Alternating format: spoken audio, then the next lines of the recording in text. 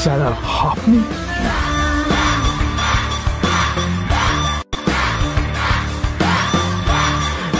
Extremely sorry sir. Sir sir আপনি একটা inform করেননি কেন আমাকে? আপনি আসবেন জানলে তো আমি নিজে রিসিভ করতে আসতাম আপনাকে। ঠিক আছে, আপনি ব্যস্ত হবেন না প্লিজ। জানোইনি কে? নিজের বসকে এভাবে একজন ভিখারিকে হাতে পায়ে ধরতে দেখে গার্ডটিও অবাক হয়ে গেল। আরে sir sorry sir, extremely sorry, আপনি আমার সঙ্গে আসবেন। সরি স্যার, সরি ভুল হয়ে গেছে স্যার। সালাম স্যার। নীল কি তবে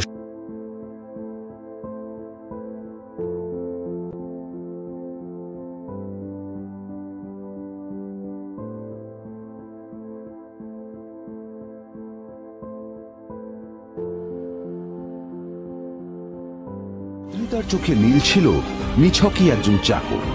সে সারাদিন আদ্রিতার ভাই ফরমাস খেটেও ওকে সন্তুষ্ট করতে পারত না।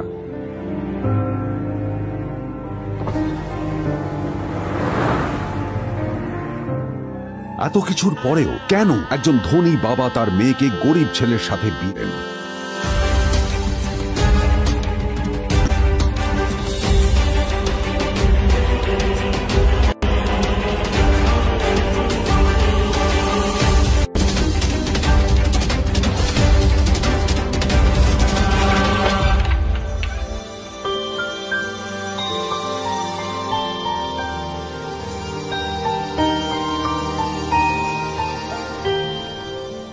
এবং তারপরে সেই মেয়েটি তার গরিব স্বামীর কাছ থেকে নতুন বছরে এমন একটা গিফট পেয়েছিল যে তার চক্ষু স্থির হওয়ার জোগাড় হয়েছিল। আর ওর স্বামী সম্পর্কে সত্যিটা জানার পর তো ও প্রায় অজ্ঞান হয়ে গিয়েছিল।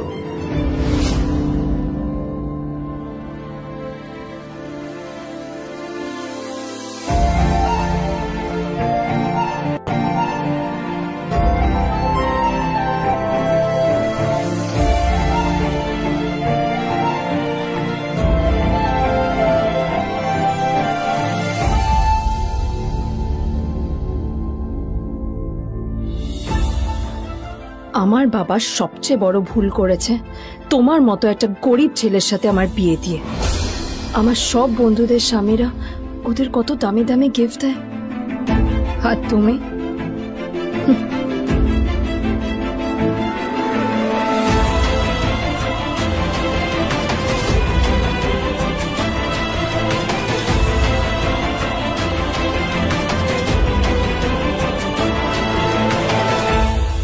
আদ্রিতা তার বাবার কথায় নীলকে বিয়ে তো করেছিল, কিন্তু ও শর্ত দিয়েছিল যেন বাড়ির বাইরের কেউ না জানতে পারে যে নীল ওর স্বামী।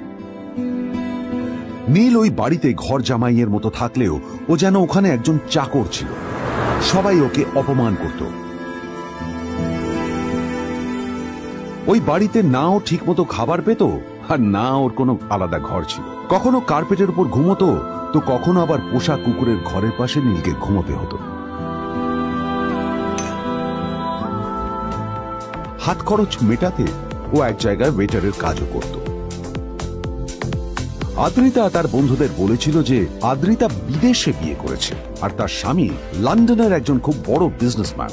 কিন্তু যখন আদ্রিতার বন্ধুরা ওকে ওদের স্বামীদের দেওয়া দামি দামি গিফটগুলো দেখাতো, তখন লজ্জায় ওর ভিতরটা পুড়ে ছাই হয়ে যেত।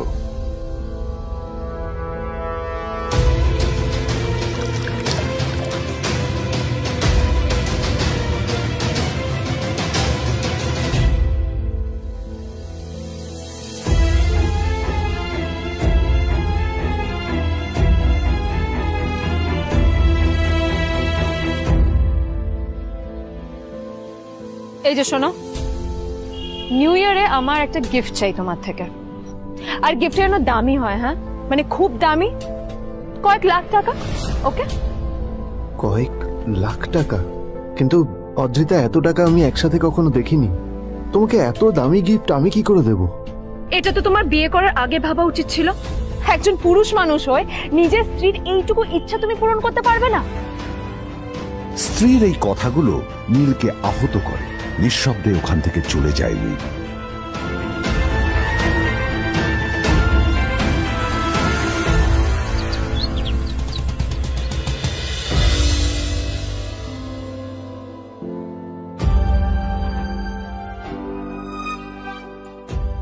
দুদিন পর নিউ ইয়ার পার্টির আগে নীল আদ্রিতার কাছে এসে একটা গিফট প্যাক দেয়।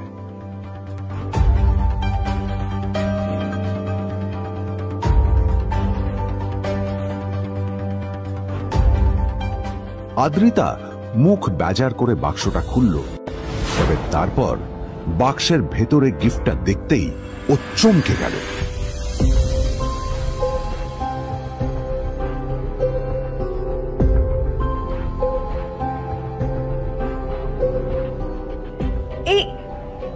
এই ফোনটা মানে এটা তো একটা স্পেশাল এডিশন, এটার দাম তো 3 কোটি টাকা।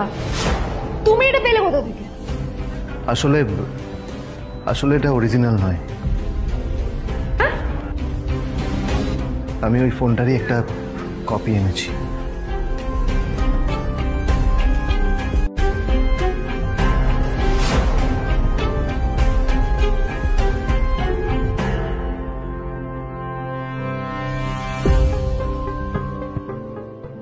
কিন্তু আদ্রিতার নীলের কথা একটু সন্দেহ হয়, কারণ ফোনটা দেখে একেবারেই আসল বলেই মনে হচ্ছিল। পরের দিনই আদ্রিতা ওই কোম্পানির শোরুমে গেল। এই ফোনটা একটু দেখুন না প্লিজ। ওয়াও, আচ্ছা ম্যাম, আপনি কি মিস্টার রয় চৌধুরীর বন্ধু? কে মিস্টার রয় চৌধুরী? ও, আপনি কি ওই রয় চৌধুরী গ্রুপ অফ ইন্ডাস্ট্রিজ এর মালিকের কথা বলছেন? হ্যাঁ। না না, আমি ওনাকে চিনি না। আমি কেন? আমার মনে হয় কেউই ওনাকে চেনে না। বড় বড় মানুষেরাই ওনা দেখা পান না। আমিও কোনোদিন ওনাকে দেখিনি, কিন্তু সাডেনলি আপনি এই প্রশ্নটা করলেন কেন? অ্যাকচুয়ালি ম্যাম, আপনার হাতের এই ফোনটা আসলে এটা ফোনের স্পেশাল এডিশন। এই কাটিং, এই ডিজাইন, এই লোগো, এটা জাল করা ইজ নেক্সট টু ইম্পসিবল। আর গোটা ভারতে বিক্রি হওয়া এই ফোনের সেকেন্ড পিস এটা, যেটা মিস্টার রয় চৌধুরী কিনেছিলেন। সেজন্য জিজ্ঞেস করছি ম্যাম, আপনি এই ফোনটা কোথা থেকে পেলেন? তবে কি নীল মিস্টার রয় চৌধুরী, নাকি নীল এই ফোনটা চুরি করেছে? বেকার নীলের কাছে কোটি টাকার ফোন কোথা থেকে এলো? নীলের সত্যিটা তাহলে কি? আর ও যদি সত্যি বড় লোক হয়ে থাকে, তবে ও নিজের শ্বশুর বাড়িতে খরচামাই হই বা থাকে কেন? আদ্রিতা এসব কথাই মনে মনে ভাবছিল, তবে আদ্রিতার বিশ্বাস ছিল যে কোনো না কোনো মতলব করেই নীল এই ফোনটা আদ্রিতার জন্য নিয়ে এসেছিল। কিছুদিন পর আদ্রিতা সেই ফোনটার কথা ভুলে গেল। নীল সকাল সকাল ঘুরতে বেরিয়েছে বাইরে।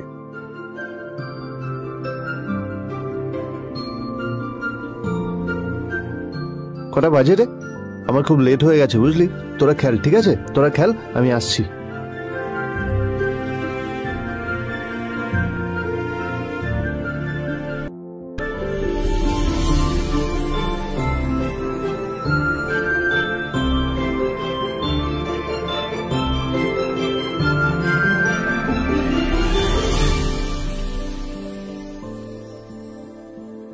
নীল, জল পড়ছে না কেন? দেখো না। নীল, নীল, নীল কোথায় গেল? নীল,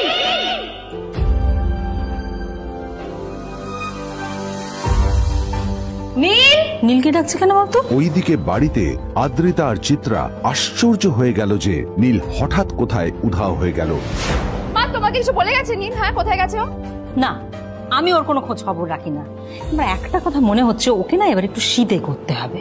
একটা কাজে যদি আসতো ছেলেটা, যখনই কোনো কাজের কথা বলি ভ্যানিশ হয়ে যায়। আমি ওকে বলেছিলাম R&B গোল্ড এন্ড ডায়মন্ড থেকে আমার সেটটা নিয়ে আসতে, আনেনি। আজকেও ভালো করে অফিসে নিয়ে যাব, ভ্যানিশ হয়ে গেল। কোথায় গেল কে জানে। আমার ভাগ্যে জুটেছে এরকম একটা ছেলে। এই তুমি কেন বিয়েটা দিয়েছিলে আমাকে? এটা আবার কি বলছিস? আমার কি দোষ? দেখ, ওই অসভ্য ছেলেটার সাথে বিয়ে দিতে চাইনি। যা করেছে তোর বাবা করতে, এটা আমার কোনো দোষ। তখনই হঠাৎ নীল সেখানে এসে উপস্থিত হলো, কিন্তু ও দুজনকে উপেক্ষা করে ভিতরে চলে যাওয়াই শ্রেয় মনে করল। এই যে লাট সাহেব ফিরলেন রাজকার্য করে। এদিকে এসো, তোমার ফাঁকিবাজির আলোচনাই এখানে চলছে। মা প্লিজ থাক, মা থাক, ভাল লাগছে না। এমনিতেই অফিসের জন্য আমার লেট হয়ে যাচ্ছে, আর বিজন আমার ওয়েটও করছে। বিজনের নাম শুনে নীলের মুখটা ফ্যাকাশে হয়ে গেল। আদ্রিতা নীলকে উপেক্ষা করেই বলল, আরে যে এই ছেলেটার মতো আর একটা ফাঁকি বাজনা তুমি পাবে না। তুমি কেন দাঁড়িয়ে আছো? এই যে শোনো শোনো শোনো শোনো, দাঁড়িয়ে আছো কেন? তোমাকে আমি বলেছিলাম আর.এন. গোল্ড ডায়মন্ড তোমার সেটটা তুলেছো, তোলোনি তো। এইটা চাই না আমার। তুমি আমার সাথে অফিসে যাবে, ফেরার পথে তুমি সেটটা নিয়ে আসবে। তোমার জন্য সবসময় লেট হয়ে যাবে, তোমার জন্য বিরক্ত লাগে। আর ব্যাগটা নিয়ে ওর পেছন পেছন কোথায় যাচ্ছ? যা দিয়ে ওখানে রেখে এসো। নীল চিত্রার সাথে মাঝে মাঝে ঝগড়া করলেও তার স্ত্রী আদ্রিতার সাথে ও কখনো ঝগড়া করত না। সত্য সব অপদার্থ।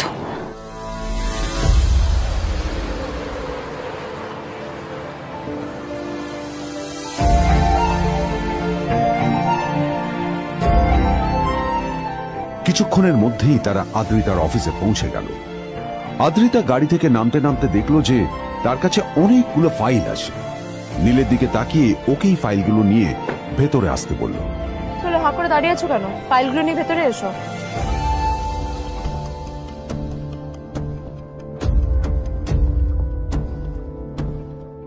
আদ্রিতা যখন ওর ক্যাবিনে পৌঁছলো তখন দেখলো সেখানে আগে থেকেই ওর বন্ধু এবং বিজনেস পার্টনার বিজন বসে ওর জন্য অপেক্ষা করছে।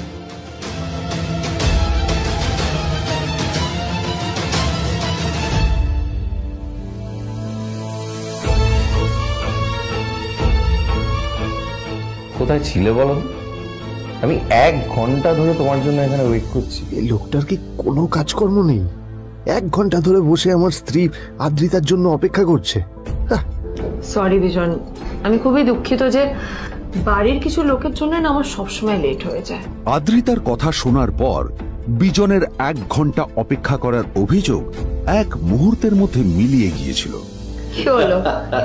হাসছো কেন? লটারি পেলে নাকি? লটারি? হ্যাঁ, তুমি আসা মানে আমার কাছে লটারির থেকেও বেশি দাম। তবে তার থেকে কিঞ্চিত কম দামি একটা গিফট আমি তোমার জন্য এনেছি।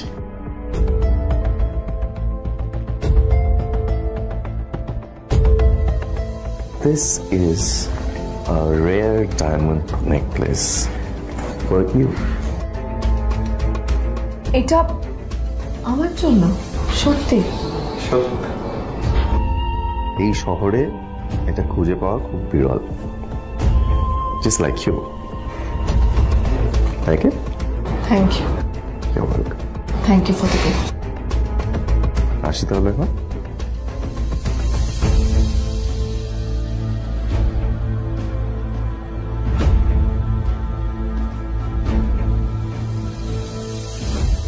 আদ্রিতা, আমি আজ পর্যন্ত তোমাকে কোনো রকম উপদেশ দিইনি, কিন্তু আজ আমি তোমাকে বলতে বাধ্য হচ্ছি।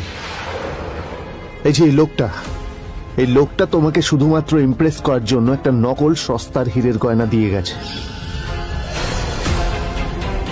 এরকম একটা লোকের সাথে তোমার মেশা উচিত না। ভবিষ্যতে কিন্তু তুমি বিপদে পড়বে। আদ্রিতা, আমি তোমাকে কথা দিচ্ছি, আমি তোমার জন্য আসল রেয়ার একটা হীরের গয়না এনে দেবো, এর চেয়েও দামি, এর চেয়ে অনেক অনেক বেশি দামি। তার জন্য আমাকে যাই করতে হোক না কেন, আমি তোমাকে একদিন ঠিক এনে দেবো, ঠিক এনে দেবো তোমাকে। তাদের বিয়ে হয়েছে 2.5 বছর।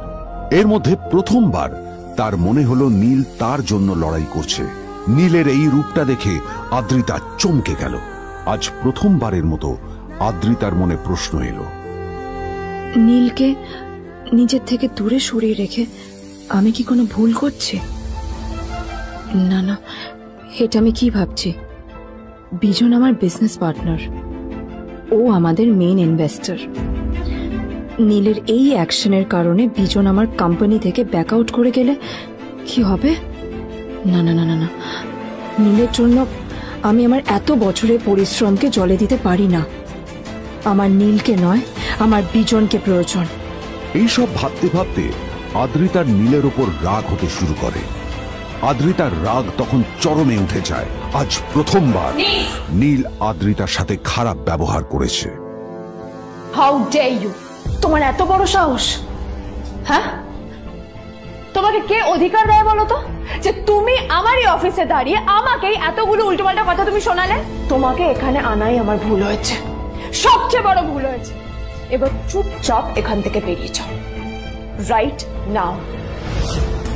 Gate out. নীল আদ্রিতার এই কথার কোনো উত্তর দিল না। নীল জানতো যে ও যতই কথা বাড়াবে আদ্রিতা ততই বেশি রেগে যাবে। আদ্রিতা যেন তেন ভাবে নিজের রাগ চেপে ব্যাপারটা ওখানেই শেষ করার চেষ্টা করলো, কিন্তু ও তো জানতো না যে ব্যাপারটা তখন সবে শুরু হয়েছে। কি হলো, শুনতে পাচ্ছিস না? কালা নাকি? আমারই সামনে দাঁড়িয়ে আমার কেনা গিফট নিয়ে তুই মজা করলি? কত বড় সাহস রে তোর!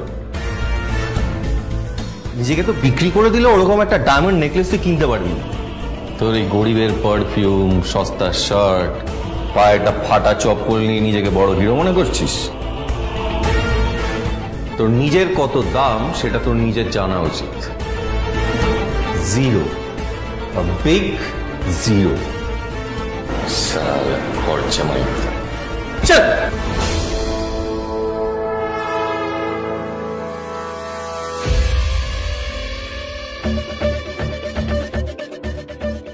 নীল তখনও ঝামেলা করার মেজাজ ছিল না, কিন্তু যখন কেউ অন্যের নীরবতা সুযোগ নিতে শুরু করে তখন কথা বলাটা প্রয়োজন। নীল আঙুল তুলে পেছনের দিকে ইশারা করে। প্রথম কথা,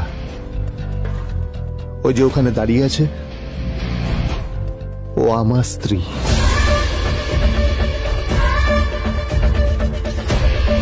তাই আমার স্ত্রীকে তোমার নেকলেস দেওয়ার কোনো অধিকার নেই।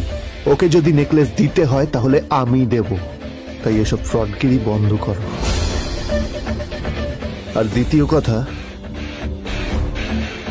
যার পকেটে পয়সা নেই ঝনঝন আওয়াজ করা তার মানায় না।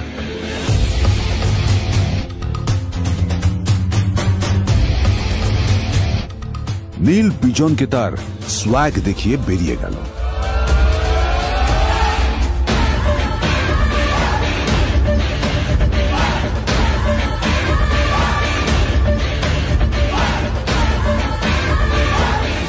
আদ্রিতার রাগে গজগজ করছিল। ওর জ্বলন্ত চোখের সামনে শুধু নীলের মুখটা ভেসে উঠছিল। ও যতই নীলের কথা ভাবছিল ততই ওর রাগ বেড়ে যাচ্ছিল। গত কয়েক মাস ধরে আদ্রিতার কোম্পানির অবস্থা একেবারেই ভালো ছিল না। আদ্রিতা তা সামলানোর আপ্রাণ চেষ্টা করছিল। কি যে করবেও সেইটাই বুঝে উঠতে পারছিল না। তারপর বিজনের সাথে ওর দেখা হলো, আর তখনই বিজনের সাথে ওর বন্ধুত্ব হলো। বিজন একটা খুব বড় পরিবারের সদস্য। আজ বিজন শুধুমাত্র আদ্রিতার কোম্পানির একজন বিজনেস পার্টনারই নয়, সাথে বড় ইনভেস্টরও। আর শুধুমাত্র বিজনের কারণেই আদ্রিতার কোম্পানি এখনো চলছে। এই কোম্পানির সমস্ত লস বিজনই বহন করে এবং আদ্রিতারও ওকে তাই খুব প্রয়োজন। বিজনের সাথে বন্ধুত্ব করা আদ্রিতার পক্ষে সহজ কাজ ছিল না। অনেক কাঠখড় পুড়িয়ে আদ্রিতা ওর কাছাকাছি এসেছিল। সবকিছু ঠিকঠাকই চলছিল, সবকিছুই আদ্রিতার প্ল্যান অনুযায়ী হচ্ছিল, কিন্তু নীল আজ এসে সবকিছু নষ্ট করে দিল। কি দরকার ছিল বুঝতে পারছি না। কি দরকার ছিল নীলের বিজনকে এতগুলো কথা শোনানোর? এবার বিজন আমাকে টাকা দেবে কিনা সেটাও জানি না, আমার কোম্পানিতে ইনভেস্ট করতে চাইবে কিনা সেটাও বুঝতে পারছি না। কি করব?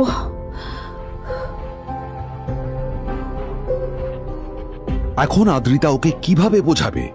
ভুল করে যদি বিজন ওর টাকা ফেরত চায় তবে আদ্রিতার কোম্পানি সেন কর্পোরেশন খুব বড় সমস্যায় পড়ে যাবে। তারপর কি হবে? সেন পরিবারের দেখভাল কে করবে? এইসব ভাবতে ভাবতে আদ্রিতা নিজের উপরেও রেগে গেল। আসলে দোষটা ওর নিজেরই। আদ্রিতা কেন নীলকে ওদের মাঝে আনতে গেল? নীলকে অফিসে নিয়ে আসারই বা কি দরকার ছিল? আর যদি সে নীলকে সাথে করে না আনতো তাহলে বিজন এখন ওর সাথেই বসে থাকতো।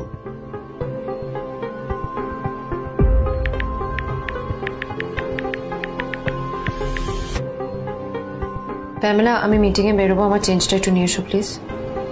Thank you. আর অন্যদিকে সেন কর্পোরেশনের অফিস থেকে বেরিয়ে নীলের খুব ফুরফুরে লাগছিল। তখনই হঠাৎ ওর ফোনটা বেজে উঠল। ফোনটা ছিল মিস্টার রায় চৌধুরীর। তিনি ছিলেন শহরের সব থেকে বড় বিজনেসম্যান। হ্যাঁ মিস্টার রায় চৌধুরী, আমি আপনাকেই ফোন করতে যাচ্ছিলাম। আমি একজন বিশেষ লোকের লোকের সাথে তোমার একটা মিটিং ফিক্স করেছি।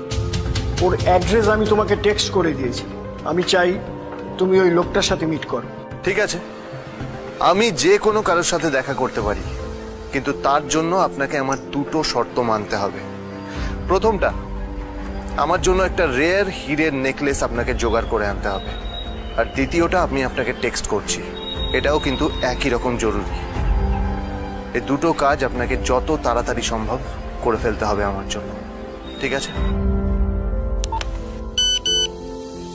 তোমার অ্যাকাউন্টে কিছু টাকা পাঠিয়েছি, কিছু জামা কাপড় কেন, যাতে তুমি ভদ্র সমাজে আসার যোগ্য হও, আর তোমাকে আমি স্বামীর পরিচয় দিতে লজ্জা না পাই। তোমার কারণে আমার পরিবার লজ্জা পাবে, আমি সেটা চাই না। যখনই দেখি তখনই তুমি ভিখিরির মতো ছেঁড়া ফাটা জামা কাপড় পরে থাকো। আসলে আদ্রিতার বাড়িতে আজ ফ্যামিলি ডিনার পার্টি ছিল, আর শেষবার নীলের জন্য ওকে অনেক ঝামেলা পোহাতে হয়েছিল। মেসেজ পড়ে নীল ফোনটা নিজের পকেটে রেখে রাস্তার ধারে গিয়ে একটা ট্যাক্সি থামানোর জন্য হাত বাড়িয়ে দিল। নীল ট্যাক্সি ধরে গোল্ডেন সিটি অ্যাভিনিউর দিকে বেরিয়ে পড়ল। গোল্ডেন সিটি অ্যাভিনিউ শুধু কলকাতারই নয়, এটা ছিল সারা পশ্চিমবঙ্গের সবচেয়ে বিলাসবহুল সোসাইটিগুলোর মধ্যে একটা। আসলে এই সেই জায়গা যেখানে মিস্টার রায়চৌধুরী আজ তার জন্য গোপন মিটিং ফিক্স করেছিলেন। কিন্তু নীল কার সাথে দেখা করতে যাচ্ছে এ সম্পর্কে ওর কোনো ধারণাই ছিল না। যখন নীল সেখানে পৌঁছলো, পুলভিলার বাগানে বসে থাকা লোকটিকে দেখে রাগে নীলের রক্ত ফুটতে শুরু করলো। নীল ওখানে না দাঁড়িয়ে বেরিয়ে গেল। তখনই হঠাৎ একটা মেসেজ এলো। আসলে আজ আদ্রিতার ফ্যামিলি গ্যাদারিং এ যাওয়ার আগে নীলকে ওর হাই স্কুলের রিইউনিয়নেও যেতে হতো। গ্র্যাজুয়েশনের পর এত বছরে এই প্রথম নীল তার কোন কলেজ বা স্কুলের রিইউনিয়নে যাচ্ছে। এতগুলো বছরে নীল তার কোনো বন্ধুর সাথেই দেখা করেনি। নীলের তার পুরনো সহপাঠীদের কথা মনে পড়তে লাগলো, যাদের সাথে ও স্কুলে মজা করত। আজ আবার ওদের সকলের সাথে নীলের দেখা হবে।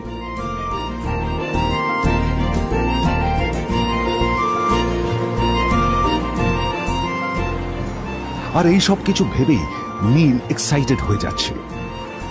আসলে সোহিনীকে নীল তার স্কুল টাইমে পছন্দ করত।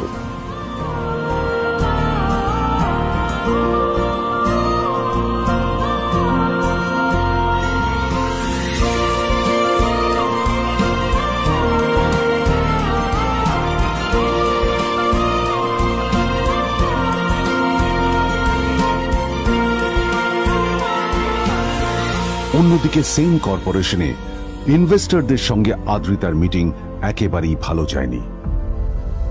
তাকে দেখে বেশ গম্ভীর মনে হচ্ছিল।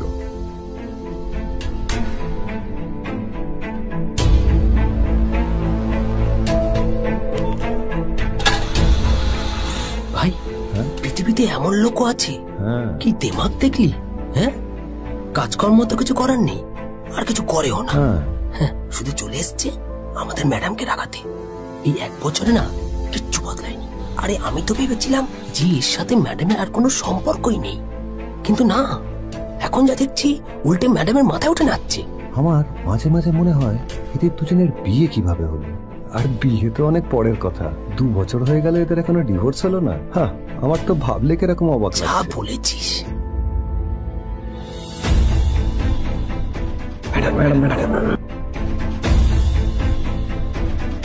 অফিসে চলতে থাকা এইসব কথা শুনে আদ্রিতার আরো রাগ হলো। আদ্রিতা ক্যাবিনে যাওয়ার পরে রাগকে নিয়ন্ত্রণ করা ওর পক্ষে আরো কঠিন হয়ে গেল। ও তখন বুঝতেই পারছিল না যে ওর রাগ কিভাবে নিয়ন্ত্রণ করবে। আদ্রিতা এটাও ভাবছিল যে নীলের জন্য ওকে আর কত অপমানিত হতে হবে। এসব ভাবতে ভাবতেই আদ্রিতার চোখ গেল ওর বাবার ছবিটার দিকে।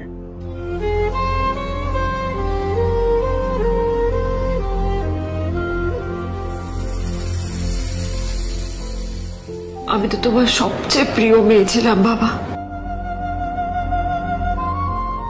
তাই আমি সবসময় ভেবেছি যে তুমি আমার জন্য যাকে সিলেক্ট করবে সে সব থেকে শ্রেষ্ঠ হবে। তাই আমি নিজে থেকে কখনো কোনো রিলেশনশিপে যাইনি, আর তোমার কাছে বিয়ের কোনো শর্তও রাখিনি। কিন্তু কিন্তু তুমি না আমার সাথে কি করলে? এই গাধাটার সাথে আমাকে বিয়ে দিলে। আমার আমার জীবনটা নষ্ট হয়ে গেল, শেষ হয়ে গেল।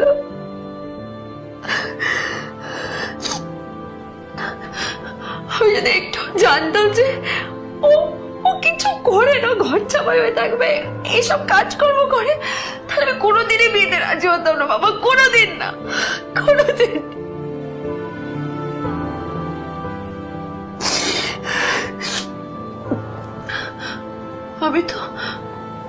আমি তো সবসময় ভাবতাম যে বাবা মারা তাদের সন্তানের ভালো চায়, কল্যাণ চায়, তাদের জন্য চিন্তা করে। কিন্তু কিন্তু বাবা, তুমি আমার জন্য একটু চিন্তা করোনি।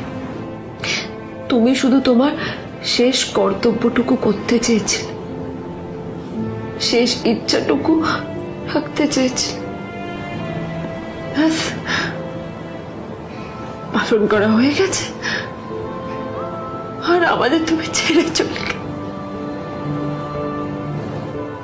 তুমি আমাকে ছেড়ে চলে গেলে। অন্যদিকে নীল রিউনিয়ন পার্টির জন্য হোটেল প্রাইম স্টারের দিকে রওনা হলো। হোটেল প্রাইম স্টার ছিল শহরের সবচেয়ে দামি হোটেল। ওখানে শহরের সব বড় লোকেরা যাতায়াত করত। নীল যখনই তার পুরনো বাইকটা নিয়ে ওখানে পৌঁছলো, ওর পুরনো জামা কাপড়, পুরনো বাইক আর ওর পায়ে ছেঁড়া চপ্পল দেখে সিকিউরিটি গার্ড ওকে গেটের বাইরেই আটকে দিল। কোথায় যাচ্ছিস শালা ভিখিরি? না না দাদা, আপনি আমাকে ভুল বুঝছেন।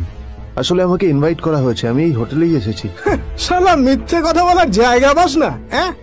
মিথ্যে কথা বলার আগে নিজের চেহারাটা তো দেখতিস।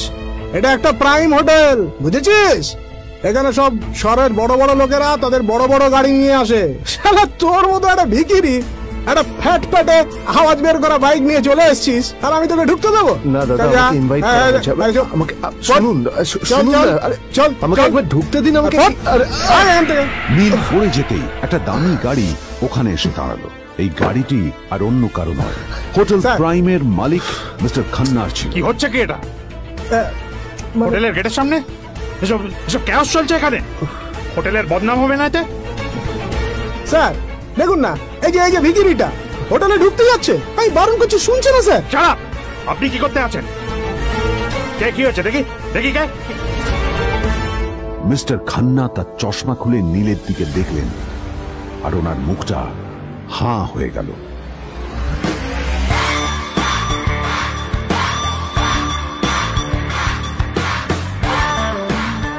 নীল স্যার, আপনি?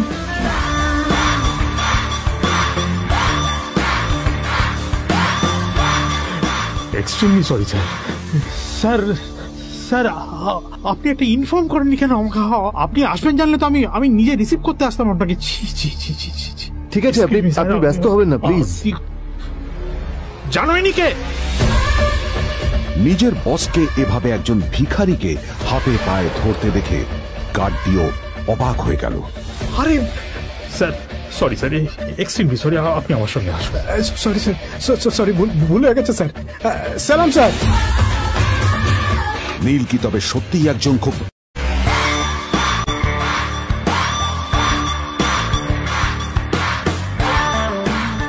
নীল স্যার, আপনি?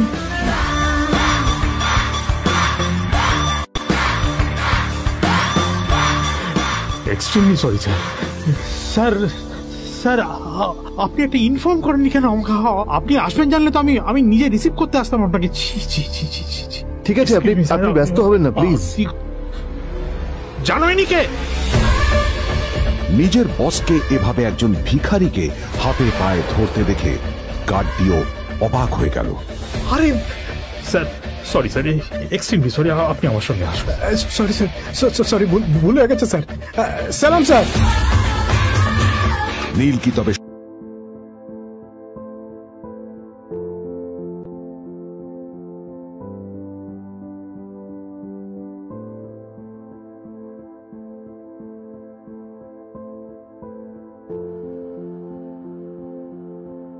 আদ্রিতার চোখে নীল ছিল নিছকই একজন চাকর। সে সারাদিন আদ্রিতার ভাই ফরমাস খেটেও ওকে সন্তুষ্ট করতে পারত না।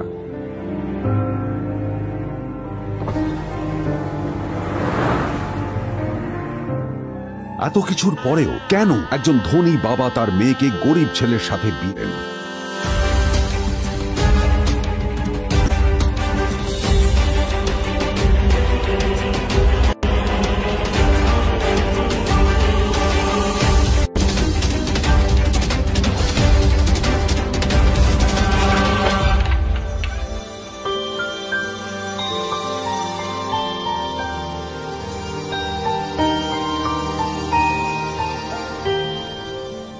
এবং তারপরে সেই মেয়েটি তার গরিব স্বামীর কাছ থেকে নতুন বছরে এমন একটা গিফট পেয়েছিল যে তার চক্ষু স্থির হওয়ার জোগাড় হয়েছিল। আর ওর স্বামী সম্পর্কে সত্যিটা জানার পর তো ও প্রায় অজ্ঞান হয়ে গিয়েছিল।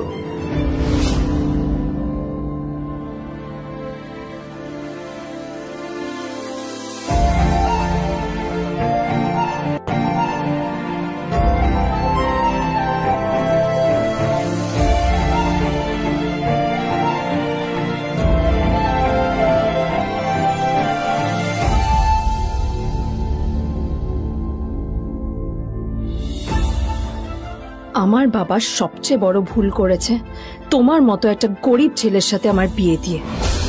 আমার সব বন্ধুদের স্বামীরা ওদের কত দামি দামি গিফট দেয়, আর তুমি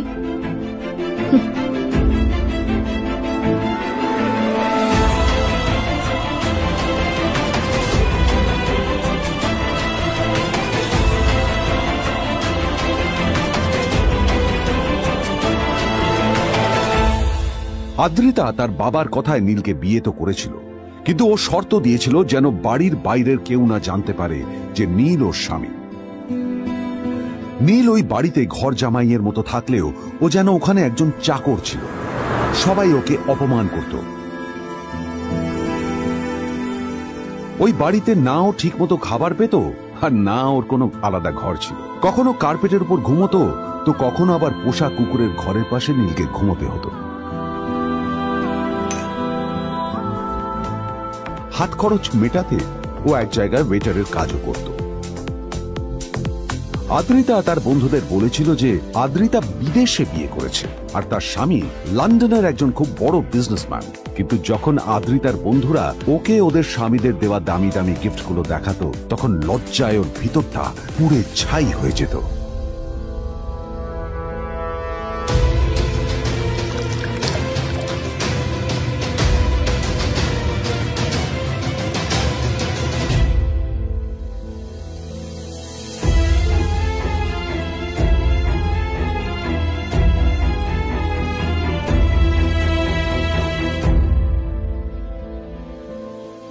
এই যে শোনো, নিউ ইয়ারে আমার একটা গিফট চাই তোমার থেকে। আর গিফট যেন দামি হয়, হ্যাঁ, মানে খুব দামি, কয়েক লাখ টাকা। ওকে? কয়েক লাখ টাকা? কিন্তু অদ্রিতা, এত টাকা আমি একসাথে কখনো দেখিনি। তোমাকে এত দামি গিফট আমি কি করে দেব? এটা তো তোমার বিয়ে করার আগে ভাবা উচিত ছিল। একজন পুরুষ মানুষ হয়ে নিজের স্ত্রীর এইটুকু ইচ্ছা তুমি পূরণ করতে পারবে না? স্ত্রীর এই কথাগুলো নীলকে আহত করে। নিঃশব্দে ওখান থেকে চলে যায় নীল।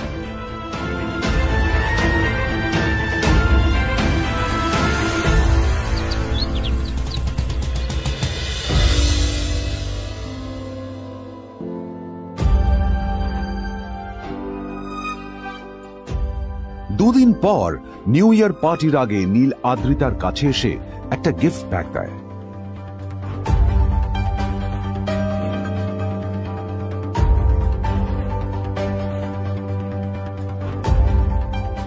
আদ্রিতা মুখ বেজার করে বাক্সটা খুলল, তবে তারপর বাক্সের ভেতরে গিফটটা দেখতেই ও চমকে গেল।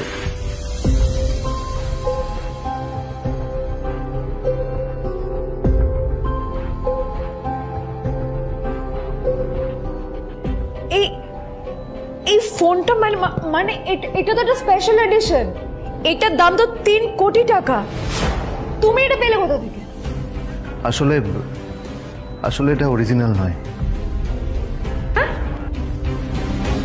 আমি ওই ফোনটারই একটা কপি এনেছি।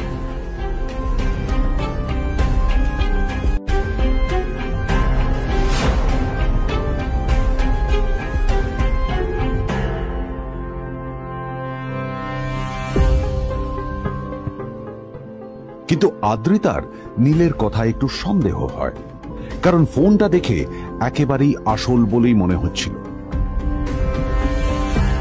পরের দিনই আদ্রিতা ওই কোম্পানির শোরুমে গেল। এই ফোনটা একটু দেখুন না প্লিজ। ওয়াও, আচ্ছা ম্যাম, আপনি কি মিস্টার রয় চৌধুরীর বন্ধু? কে মিস্টার রয় চৌধুরী? ও, আপনি কি ওই রয় চৌধুরী গ্রুপ অফ ইন্ডাস্ট্রিজ এর মালিকের কথা বলছেন? হ্যাঁ। না না, আমি ওনাকে চিনি না। আমি কেন, আমার মনে হয় কেউই ওনাকে চেনে না। বড় বড় মানুষেরাই ওনা দেখা পান না। আমিও কোনোদিন ওনাকে দেখিনি, কিন্তু সাডেনলি আপনি এই প্রশ্নটা করলেন কেন?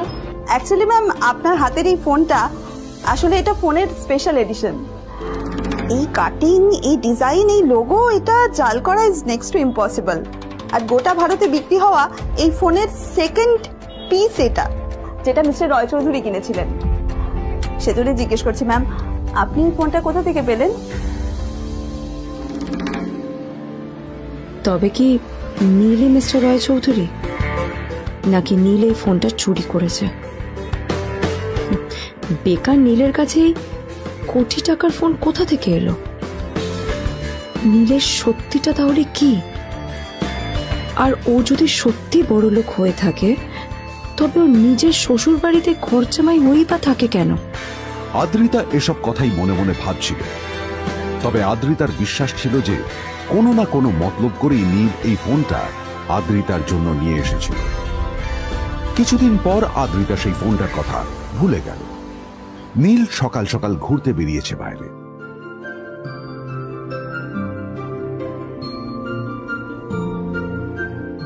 কটা বাজে রে? আমার খুব লেট হয়ে গেছে বুঝলি। তোরা খেল, ঠিক আছে? তোরা খেল, আমি আসছি।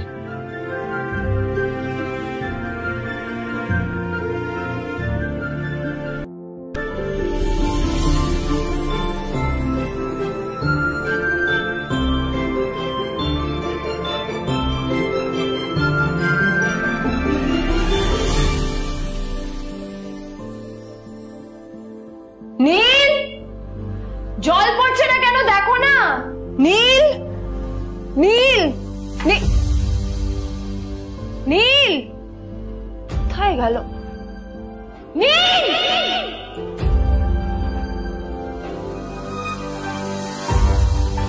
নীল, নীলকে ডাকছে কেন বলতো? ওইদিকে বাড়িতে আদ্রিতা আর চিত্রা আশ্চর্য হয়ে গেল যে নীল হঠাৎ কোথায় উধাও হয়ে গেল। মা তোমাকে কিছু বলে গেছে নীল? হ্যাঁ, কোথায় গেছে ও? না, আমি ওর কোনো খোঁজ খবর রাখি না। আমার একটা কথা মনে হচ্ছে, ওকে না এবার একটু শীতে করতে হবে। একটা কাজে যদি আসতো ছেলেটা, যখনই কোনো কাজের কথা বলি ভ্যানিশ হয়ে যায়। আমি ওকে বলেছিলাম R&B গোল্ডেন ডায়মন্ড থেকে আমার সেটটা নিয়ে আসতে, আনেনি। আজকেও ভালো করে অফিসে নিয়ে যাব, ভ্যানিশ হয়ে গেল। কোথায় গেল কে জানে। আমার ভাগ্যে জুটেছে এরকম একটা ছেলে। তুমি কেন বিয়েটা দিয়েছিলে আমাকে? এটা আবার কি বলছিস? আমার কি দোষ?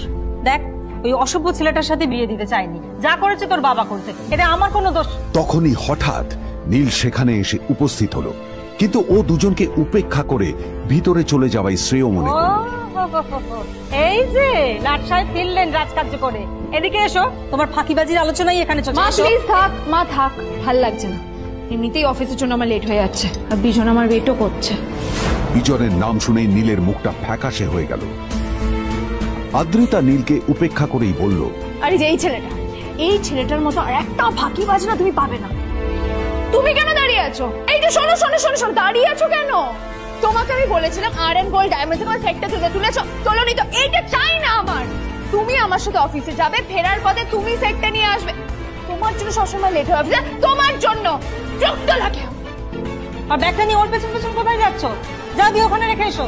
নীল চিত্রার সাথে মাঝে মাঝে ঝগড়া করলেও তার স্ত্রী আদ্রিতার সাথে ও কখনো ঝগড়া করত না। সত্য সব অপদার্থ।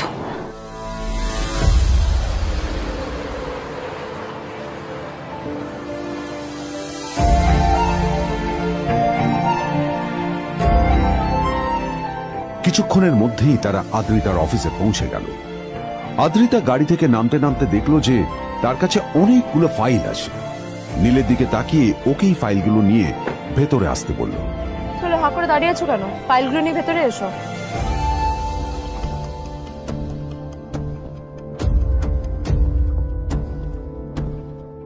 আদ্রিতা যখন ওর ক্যাবিনে পৌঁছলো তখন দেখলো সেখানে আগে থেকেই ওর বন্ধু এবং বিজনেস পার্টনার বিজন বসে ওর জন্য অপেক্ষা করছে।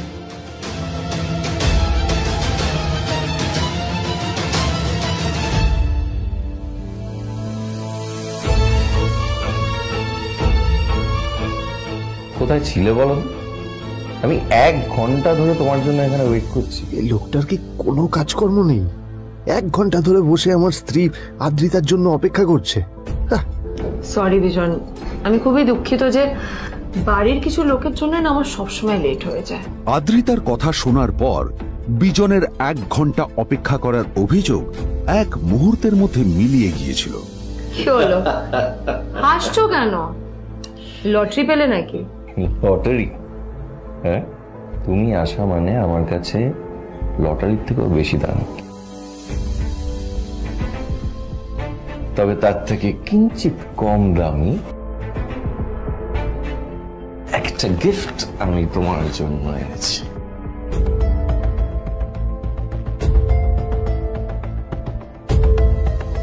This is a rare diamond necklace for you. এটা আমার জন্য? সত্যি?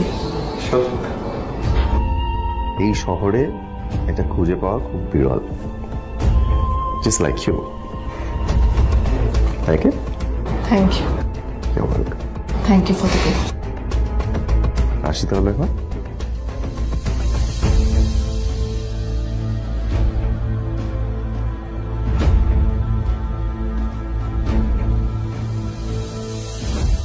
আদ্রিতা, আমি আজ পর্যন্ত তোমাকে কোনো রকম উপদেশ দিইনি, কিন্তু আজ আমি তোমাকে বলতে বাধ্য হচ্ছি।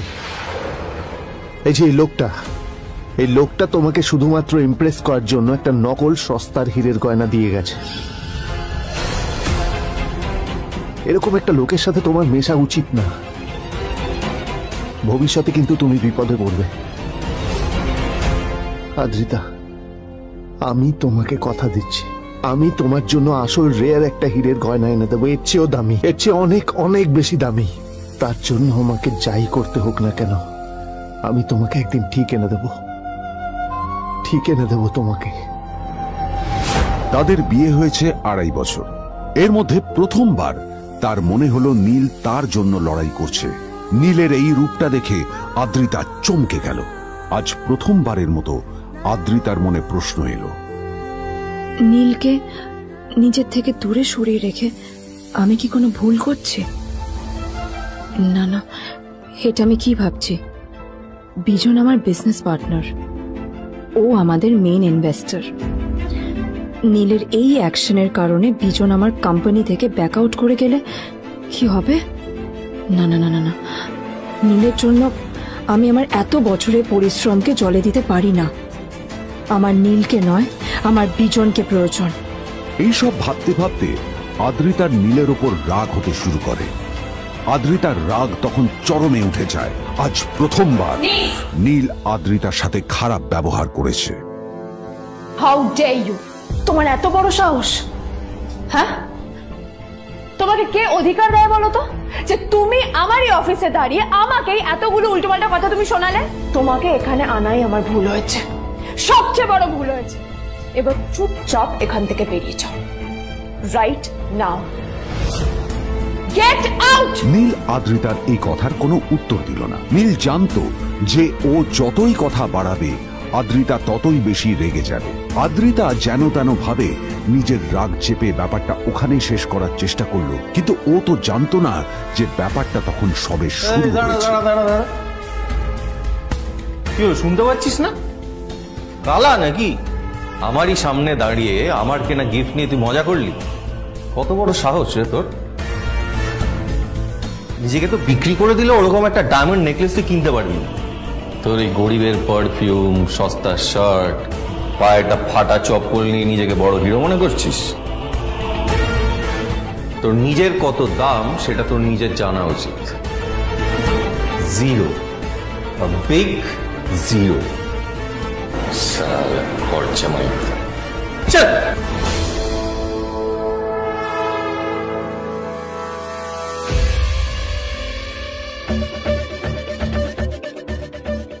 নীল তখনও ঝামেলা করার মেজাজ ছিল না, কিন্তু যখন কেউ অন্যের নীরবতা সুযোগ নিতে শুরু করে তখন কথা বলাটা প্রয়োজন। নীল আঙুল তুলে পেছনের দিকে ইশারা করে। প্রথম কথা, ওই যে ওখানে দাঁড়িয়ে আছে, ও আমার স্ত্রী।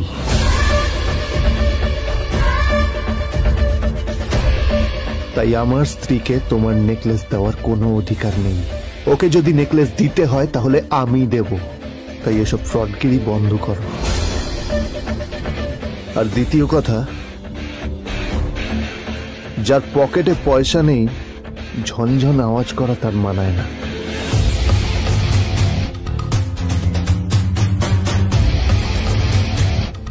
নীল বিজনকে তার সোয়াগ দেখিয়ে বেরিয়ে গেল।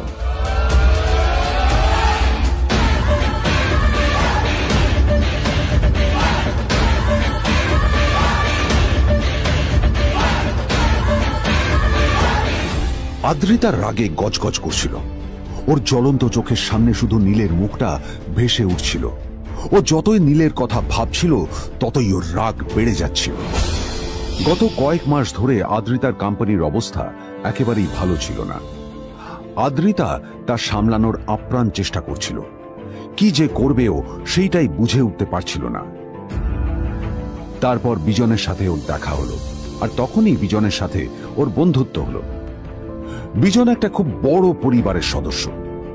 আজ বিজন শুধুমাত্র আদ্রিতার কোম্পানির একজন বিজনেস পার্টনারই নয়, সাথে বড় ইনভেস্টরও। আর শুধুমাত্র বিজনের কারণেই আদ্রিতার কোম্পানি এখনো চলছে। এই কোম্পানির সমস্ত লস বিজনই বহন করে এবং আদ্রিতারও ওকে তাই খুব প্রয়োজন। বিজনের সাথে বন্ধুত্ব করা আদ্রিতার পক্ষে সহজ কাজ ছিল না। অনেক কাঠখড় পুড়িয়ে আদ্রিতা ওর কাছাকাছি এসেছিল। সবকিছু ঠিকঠাকই চলছিল, সবকিছুই আদ্রিতার প্ল্যান অনুযায়ী হচ্ছিল, কিন্তু নীল আজ এসে সবকিছু নষ্ট করে দিল। কি দরকার ছিল বুঝতে পারছি না। কি দরকার ছিল নীলের বিজনকে এতগুলো কথা শোনানোর? এবার বিজন আমাকে টাকা দেবে কিনা সেটাও জানি না। আমার কোম্পানিতে ইনভেস্ট করতে চাইবে কিনা সেটাও বুঝতে পারছি না। কি করব?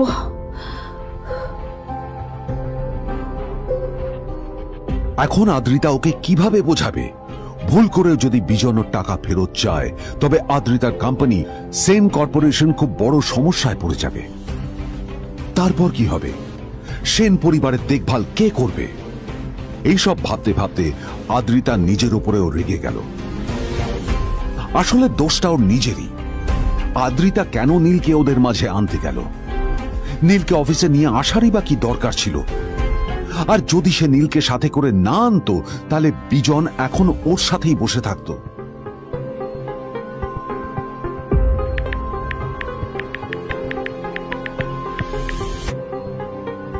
প্যামেলা, আমি মিটিং এ বেরোবো, আমার চেঞ্জটা একটু নিয়ে এসো প্লিজ। Thank you. আর অন্যদিকে সেন কর্পোরেশনের অফিস থেকে বেরিয়ে নীলের খুব ফুরফুরে লাগছিল। তখনই হঠাৎ ওর ফোনটা বেজে উঠল। ফোনটা ছিল মিস্টার রায় চৌধুরীর। তিনি ছিলেন শহরের সব থেকে বড় বিজনেসম্যান। হ্যাঁ মিস্টার রায় চৌধুরী, আমি আপনাকেই ফোন করতে যাচ্ছিলাম। আমি একজন বিশেষ লোকের সাথে তোমার একটা মিটিং ফিক্স করেছি। ওর অ্যাড্রেস আমি তোমাকে টেক্সট করে দিয়েছি। আমি চাই তুমি ওই লোকটার সাথে মিট করো। ঠিক আছে, আমি যে কোনো কারোর সাথে দেখা করতে পারি, কিন্তু তার জন্য আপনাকে আমার দুটো শর্ত মানতে হবে।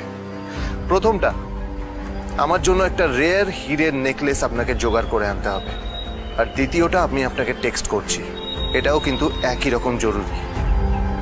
এই দুটো কাজ আপনাকে যত তাড়াতাড়ি সম্ভব করে ফেলতে হবে আমার জন্য, ঠিক আছে? তোমার অ্যাকাউন্টে কিছু টাকা পাঠিয়েছি। কিছু জামা কাপড় কেন, যাতে তুমি ভদ্র সমাজে আসার যোগ্য হও, আর তোমাকে আমি স্বামীর পরিচয় দিতে লজ্জা না পাই। তোমার কারণে আমার পরিবার লজ্জা পাবে, আমি সেটা চাই না। যখনই দেখি তখনই তুমি ভিকিরির মতো ছেঁড়া ফাটা জামা কাপড় পরে থাকো। আসলে আদ্রিতার বাড়িতে আজ ফ্যামিলি ডিনার পার্টি ছিল, আর শেষবার নীলের জন্য ওকে অনেক ঝামেলা পোহাতে হয়েছিল। মেসেজ পড়ে নীল ফোনটা নিজের পকেটে রেখে রাস্তার ধারে গিয়ে একটা ট্যাক্সি থামানোর জন্য হাত বাড়িয়ে দিল। নীল ট্যাক্সি ধরে গোল্ডেন সিটি অ্যাভিনিউর দিকে বেরিয়ে পড়ল। গোল্ডেন সিটি অ্যাভিনিউ শুধু কলকাতারই নয়, এটা ছিল সারা পশ্চিমবঙ্গের সবচেয়ে বিলাসবহুল সোসাইটিগুলোর মধ্যে একটা। আসলে এই সেই জায়গা যেখানে মিস্টার রায়চৌধুরী আজ তার জন্য গোপন মিটিং ফিক্স করেছিলেন। কিন্তু নীল কার সাথে দেখা করতে যাচ্ছে এ সম্পর্কে ওর কোনো ধারণাই ছিল না। যখন নীল সেখানে পৌঁছলো, পুলভিলার বাগানে বসে থাকা লোকটিকে দেখে রাগে নীলের রক্ত ফুটতে শুরু করলো। নীল ওখানে না দাঁড়িয়ে বেরিয়ে গেল। তখনই হঠাৎ একটা মেসেজ এলো। আসলে আজ আদ্রিতার ফ্যামিলি গ্যাদারিং এ যাওয়ার আগে নীলকে ওর হাই স্কুলের রিইউনিয়নেও যেতে হতো।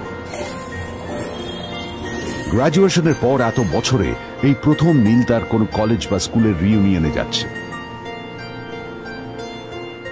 এতগুলো বছরে নীল তার কোনো বন্ধুর সাথেই দেখা করেনি। নীলের তার পুরনো সহপাঠীদের কথা মনে পড়তে লাগলো, যাদের সাথে ও স্কুলে মজা করত। আজ আবার ওদের সকলের সাথে নীলের দেখা হবে।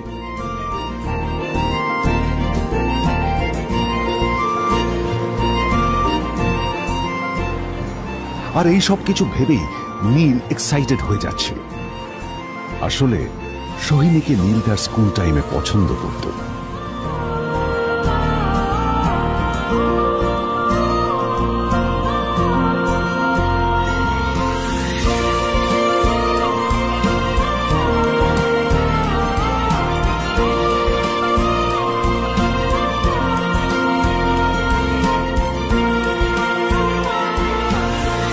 অন্যদিকে সেম কর্পোরেশনে ইনভেস্টরদের সঙ্গে আদ্রিতার মিটিং একেবারেই ভালো যায়নি। তাকে দেখে বেশ গম্ভীর মনে হচ্ছিল।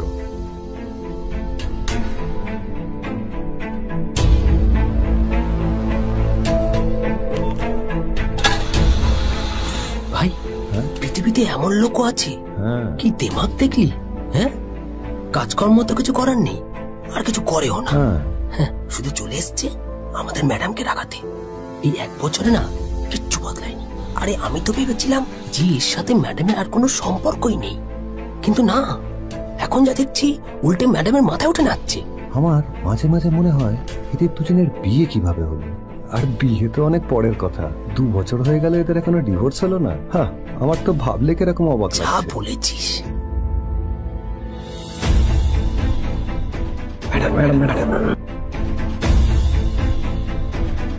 অফিসে চলতে থাকা এইসব কথা শুনে আদ্রিতার আরো রাগ হলো। আদ্রিতা ক্যাবিনে যাওয়ার পরে রাগকে নিয়ন্ত্রণ করা ওর পক্ষে আরো কঠিন হয়ে গেল। ও তখন বুঝতেই পারছিল না যে ওর রাগ কিভাবে নিয়ন্ত্রণ করবে। আদ্রিতা এটাও ভাবছিল যে নীলের জন্য ওকে আর কত অপমানিত হতে হবে। এসব ভাবতে ভাবতেই আদ্রিতার চোখ গেল ওর বাবার ছবিটার দিকে।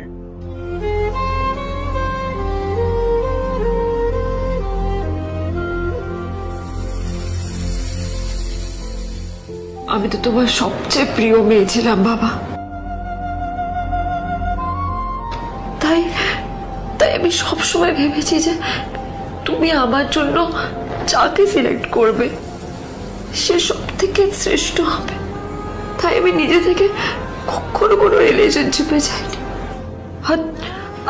আর তোমার কাছে বিয়ের কোনো শর্তও রাখিনি। কিন্তু কিন্তু তুমি না আমার সাথে কি করলে? এই গাধাটার সাথে আমাকে বিয়ে দিলে। আমার জীবনটা নষ্ট হয়ে গেল, শেষ হয়ে গেল।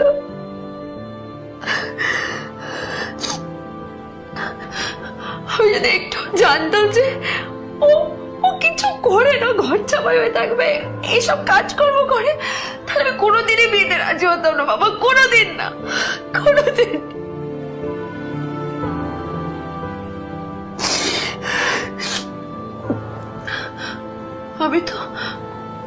আমি তো সবসময় ভাবতাম যে বাবা মারা তাদের সন্তানের ভালো চায়, কল্যাণ চায়, তাদের জন্য চিন্তা করে।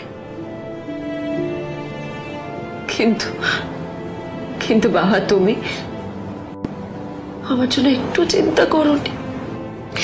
তুমি শুধু তোমার শেষ কর্তব্যটুকু করতে চেয়েছিলে, শেষ ইচ্ছাটুকু রাখতে চেয়েছিলে,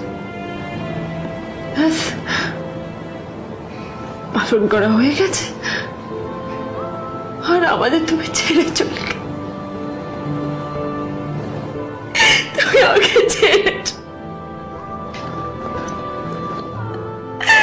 চলে গেলে। অন্যদিকে নীল রিইউনিয়ন পার্টির জন্য হোটেল প্রাইম স্টারের দিকে রওনা হলো। হোটেল প্রাইম স্টার ছিল শহরের সবচেয়ে দামি হোটেল। ওখানে শহরের সব বড় লোকেরা যাতায়াত করত। নীল যখনই তার পুরনো বাইকটা নিয়ে ওখানে পৌঁছলো, ওর পুরনো জামা কাপড়, পুরনো বাইক আর ওর পায়ে ছেঁড়া চপ্পল দেখে সিকিউরিটি গার্ড ওকে গেটের বাইরেই আটকে দিল। কোথায় যাচ্ছিস শালা ভিখিরি? না না দাদা, আপনি আমাকে ভুল বুঝছেন। আসলে আমাকে ইনভাইট করা হয়েছে, আমি এই হোটেলেই এসেছি। শালা মিথ্যে কথা বলার জায়গা পাস না? মিথ্যে কথা বলার আগে নিজের চেহারাটা তো দেখতিস। এটা একটা প্রাইম হোটেল, বুঝেছিস? এখানে সব শহরের বড় বড় লোকেরা তাদের বড় বড় গাড়ি নিয়ে আসে। শালা তোর মতো একটা ভিখিরি একটা ফ্যাট প্যাটে আওয়াজ বের করা বাইক নিয়ে চলে এসেছিস, আর আমি তোকে ঢুকতে দেবো না? দাদা, আমাকে ইনভাইট করা হয়েছে। আমাকে শুনুন, চল আমাকে একবার ঢুকতে দিন আমাকে। নীল পড়ে যেতেই একটা দামি গাড়ি ওখানে এসে দাঁড়ালো। এই গাড়িটি আর অন্য কারো নয়, হোটেল প্রাইমের মালিক মিস্টার খান্নার ছিল। কি হচ্ছে কি এটা? হোটেলের গেটের সামনে এসব ক্যাশ চলছে এখানে। হোটেলের বদনাম হবে না এতে? স্যার দেখুন না, এই যে ভিখিরিটা হোটেলে ঢুকতে যাচ্ছে, আমি বারণ করছি, শুনছে না স্যার? শালা, আপনি কি করতে আছেন? কে কি হচ্ছে দেখি দেখি কে? মিস্টার খান্না তার চশমা খুলে নীলের দিকে দেখলেন, আর ওনার মুখটা হাঁ হয়ে গেল।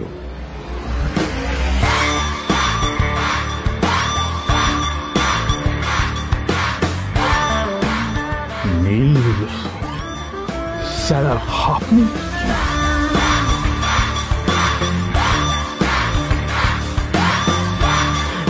Extremely sorry sir.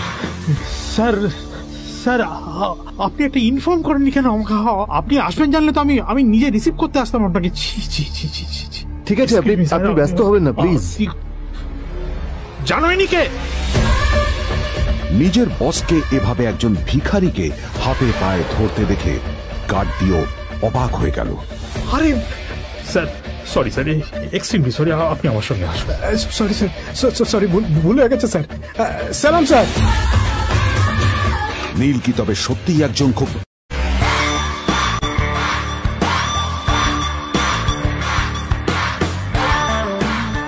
নীল স্যার, আপনি?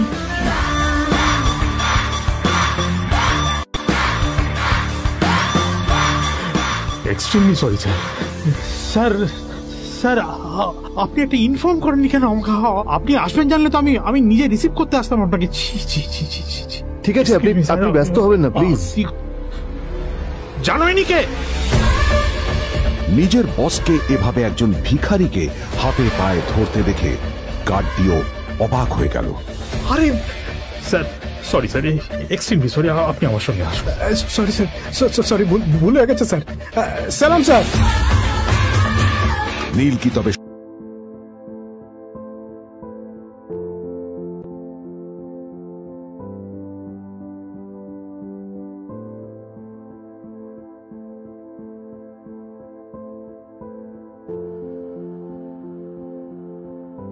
আদ্রিতার চোখে নীল ছিল নিছকই একজন চাকর। সে সারাদিন আদ্রিতার ভাই ফরমাস খেটেও ওকে সন্তুষ্ট করতে পারত না।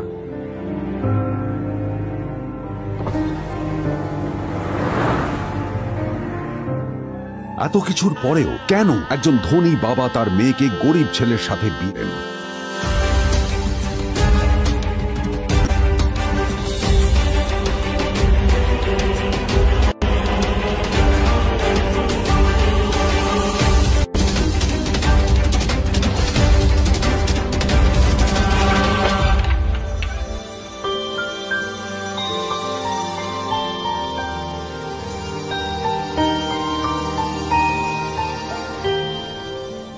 এবং তারপরে সেই মেয়েটি তার গরিব স্বামীর কাছ থেকে নতুন বছরে এমন একটা গিফট পেয়েছিল যে তার চক্ষু স্থির হওয়ার জোগাড় হয়েছিল। আর ওর স্বামী সম্পর্কে সত্যিটা জানার পর তো ও প্রায় অজ্ঞান হয়ে গিয়েছিল।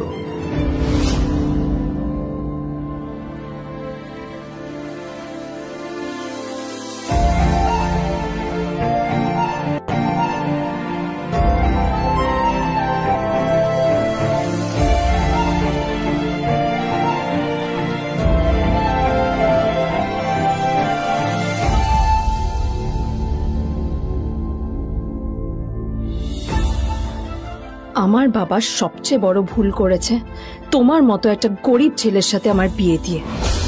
আমার সব বন্ধুদের স্বামীরা ওদের কত দামি দামি গিফট দেয়, আর তুমি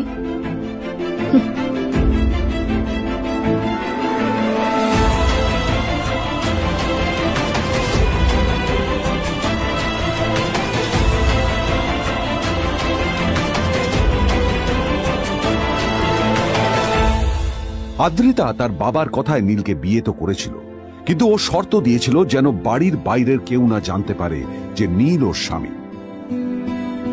নীল ওই বাড়িতে ঘর জামাইয়ের মতো থাকলেও ও যেন ওখানে একজন চাকর ছিল।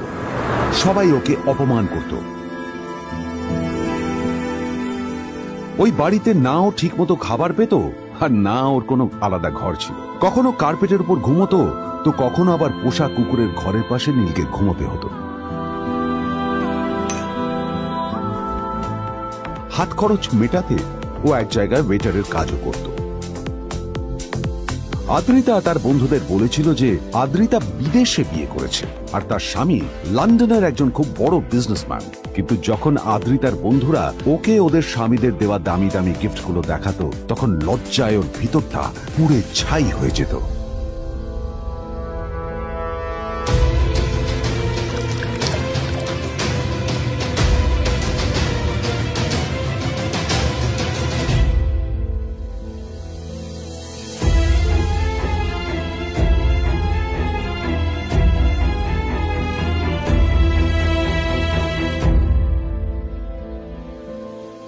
এই যে শোনো, নিউ ইয়ারে আমার একটা গিফট চাই তোমার থেকে। আর গিফট যেন দামি হয়, হ্যাঁ, মানে খুব দামি, কয়েক লাখ টাকা। ওকে? কয়েক লাখ টাকা? কিন্তু অদ্রিতা, এত টাকা আমি একসাথে কখনো দেখিনি। তোমাকে এত দামি গিফট আমি কি করে দেব? এটা তো তোমার বিয়ে করার আগে ভাবা উচিত ছিল। একজন পুরুষ মানুষ হয়ে নিজের স্ত্রীর এইটুকু ইচ্ছা তুমি পূরণ করতে পারবে না? স্ত্রীর এই কথাগুলো নীলকে আহত করে। নিঃশব্দে ওখান থেকে চলে যায় নীল।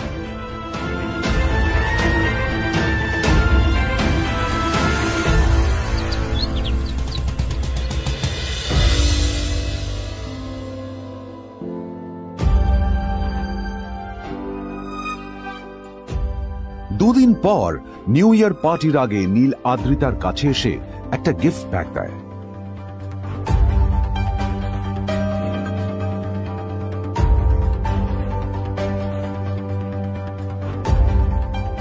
আদ্রিতা মুখ বেজার করে বাক্সটা খুলল, তবে তারপর বাক্সের ভেতরে গিফটটা দেখতেই ও চমকে গেল।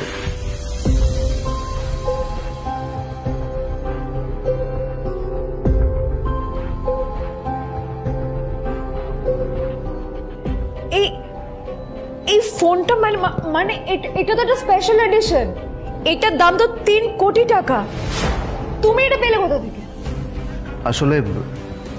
আসলে এটা অরিজিনাল নয়। আমি ওই ফোনটারই একটা কপি এনেছি।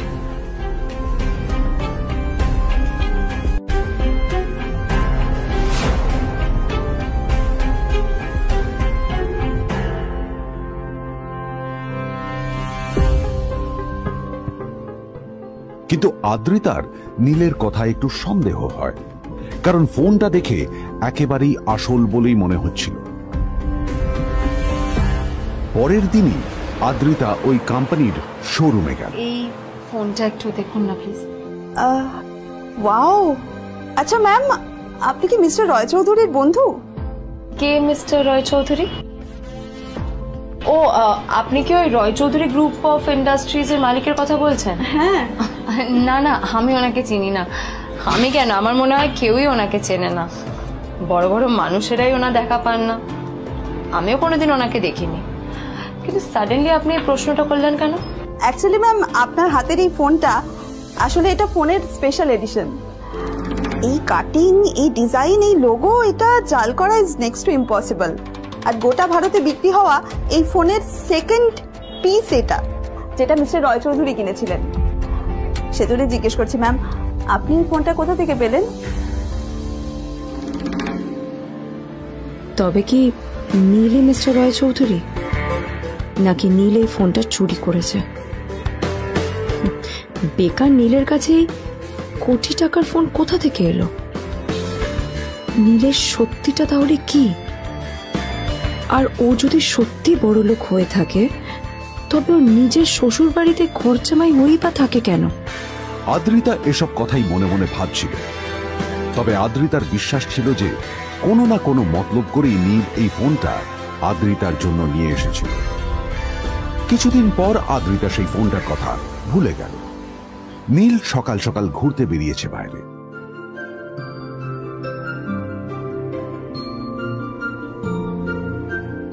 কটা বাজে রে?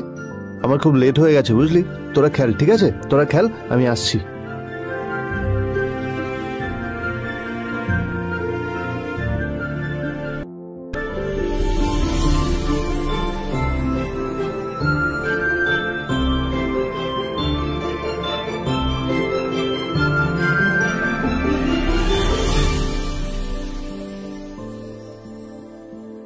নীল, জল পড়ছে না কেন দেখো না।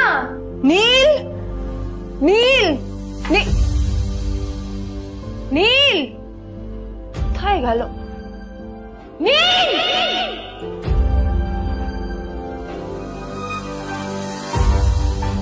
নীল, নীলকে ডাকছে কেন বলতো? ওইদিকে বাড়িতে আদ্রিতা আর চিত্রা আশ্চর্য হয়ে গেল যে নীল হঠাৎ কোথায় উধাও হয়ে গেল।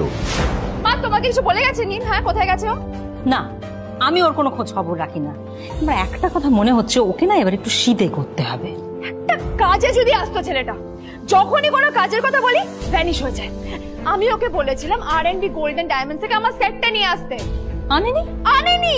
আজকেও ভালো করে অফিসে নিয়ে যাব, ভ্যানিশ হয়ে গেল। কোথায় গেল কে জানে। আমার ভাগ্যেই জুটেছে এরকম একটা ছেলে। এই যে তুমি কেন বিয়েটা দিয়েছিলে আমাকে? এটা আবার কি বলছিস? আমার কি দোষ? দেখ, ওই অসভ্য ছেলেটার সাথে বিয়ে দিতে চাইনি। যা করেছে তোর বাবা করতে, এটা আমার কোনো দোষ।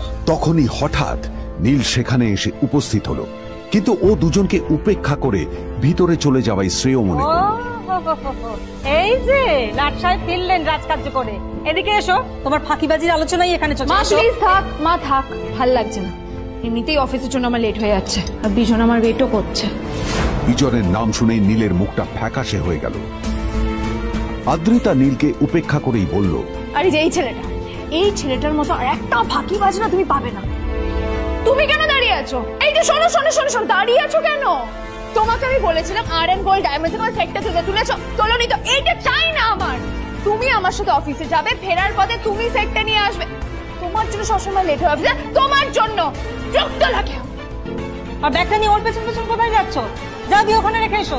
নীল চিত্রার সাথে মাঝে মাঝে ঝগড়া করলেও তার স্ত্রী আদ্রিতার সাথে ও কখনো ঝগড়া করত না। সত্য সব অপদার্থ।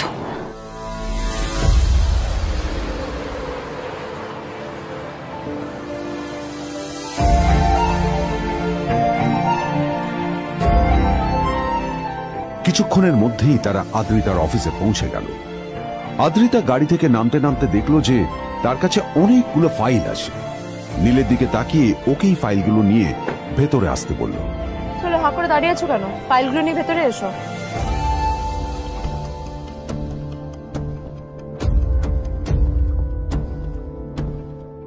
আদ্রিতা যখন ওর ক্যাবিনে পৌঁছলো, তখন দেখলো সেখানে আগে থেকেই ওর বন্ধু এবং বিজনেস পার্টনার বিজন বসে ওর জন্য অপেক্ষা করছে।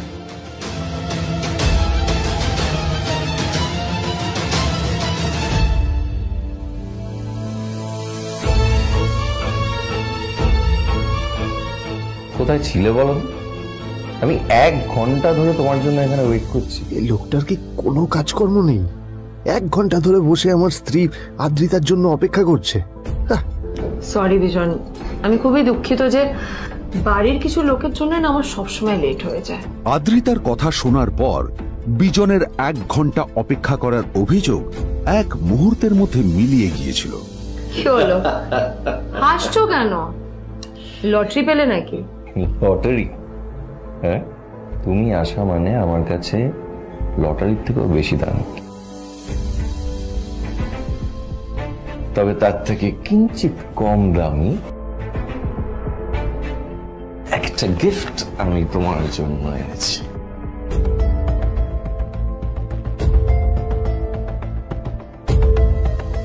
This is a rare diamond necklace for you.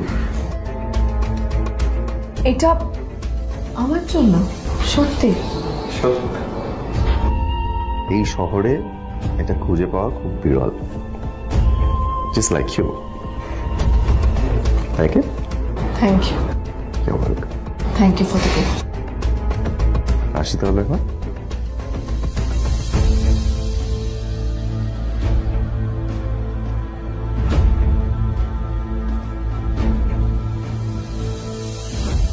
Adrita, আমি আজ পর্যন্ত তোমাকে কোনো রকম উপদেশ দিইনি, কিন্তু আজ আমি তোমাকে বলতে বাধ্য হচ্ছি। এই যে এই লোকটা তোমাকে শুধুমাত্র ইমপ্রেস করার জন্য একটা নকল সস্তার হীরের গয়না দিয়ে গেছে। এরকম একটা লোকের সাথে তোমার মেশা উচিত না। ভবিষ্যতে কিন্তু তুমি বিপদে পড়বে। আদ্রিতা, আমি তোমাকে কথা দিচ্ছি, আমি তোমার জন্য আসল রেয়ার একটা হীরের গয়না এনে দেবো, এর চেয়েও দামি, এর চেয়ে অনেক অনেক বেশি দামি। তার জন্য আমাকে যাই করতে হোক না কেন, আমি তোমাকে একদিন ঠিক এনে দেবো তোমাকে। তাদের বিয়ে হয়েছে 2.5 বছর। এর মধ্যে প্রথমবার তার মনে হলো নীল তার জন্য লড়াই করছে। নীলের এই রূপটা দেখে আদ্রিতা চমকে গেল। আজ প্রথমবারের মতো আদ্রিতার মনে প্রশ্ন এলো, নীলকে নিজের থেকে দূরে সরিয়ে রেখে আমি কি কোনো ভুল করছি? না না, এটা আমি কি ভাবছি? বিজন আমার বিজনেস পার্টনার, ও আমাদের মেইন ইনভেস্টর। নীলের এই অ্যাকশনের কারণে বিজন আমার কোম্পানি থেকে ব্যাক আউট করে গেলে কি হবে? না না না না না, নীলের জন্য আমি আমার এত বছরের পরিশ্রমকে জলে দিতে পারি না। আমার নীলকে নয়, আমার বিজনকে প্রয়োজন। এইসব ভাবতে ভাবতে আদ্রিতার নীলের ওপর রাগ হতে শুরু করে। আদ্রিতার রাগ তখন চরমে উঠে যায়। আজ প্রথমবার নীল আদ্রিতার সাথে খারাপ ব্যবহার করেছে। How dare you! তোমার এত বড় সাহস! হ্যাঁ, তোমাকে কে অধিকার দেয় বলো তো যে তুমি আমারই অফিসে দাঁড়িয়ে আমাকেই এতগুলো উল্টোপাল্টা কথা তুমি শোনালে? তোমাকে এখানে আনাই আমার ভুল হয়েছে, সবচেয়ে বড় ভুল হয়েছে।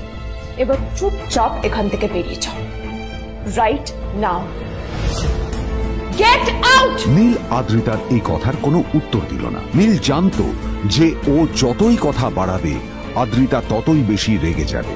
আদ্রিতা যেন তেন ভাবে নিজের রাগ চেপে ব্যাপারটা ওখানেই শেষ করার চেষ্টা করলো, কিন্তু ও তো জানতো না যে ব্যাপারটা তখন সবে শুরু হয়েছে। কি হলো, শুনতে পাচ্ছিস না? কালা নাকি? আমারই সামনে দাঁড়িয়ে আমার কেনা গিফট নিয়ে তুই মজা করলি? কত বড় সাহস রে তোর! নিজেকে তো বিক্রি করে দিলে ওরকম একটা ডায়মন্ড নেকলেস তুই কিনতে পারবি না। তোর এই গরিবের পারফিউম, সস্তা শার্ট, পায়ে একটা ফাটা চপ্পল নিয়ে নিজেকে বড় হিরো মনে করছিস? তোর নিজের কত দাম সেটা তোর নিজের জানা উচিত। Zero, big zero. সালা খরচা মাই। চল।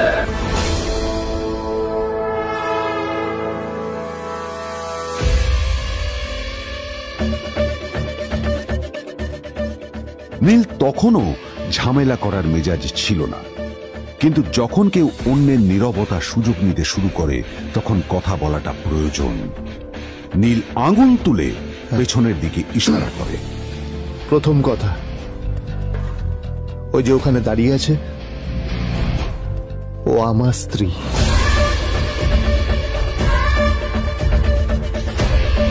তাই আমার স্ত্রীকে তোমার নেকলেস দেওয়ার কোনো অধিকার নেই। ওকে যদি নেকলেস দিতে হয় তাহলে আমি দেব। তাই এসব ফ্রডগিরি বন্ধ করো। আর দ্বিতীয় কথা, যার পকেটে পয়সা নেই ঝনঝন আওয়াজ করা তার মানায় না।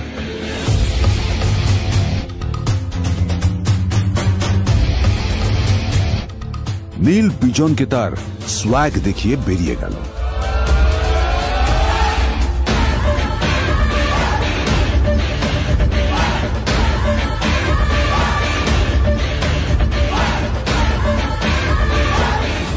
আদ্রিতার রাগে গজগজ করছিল।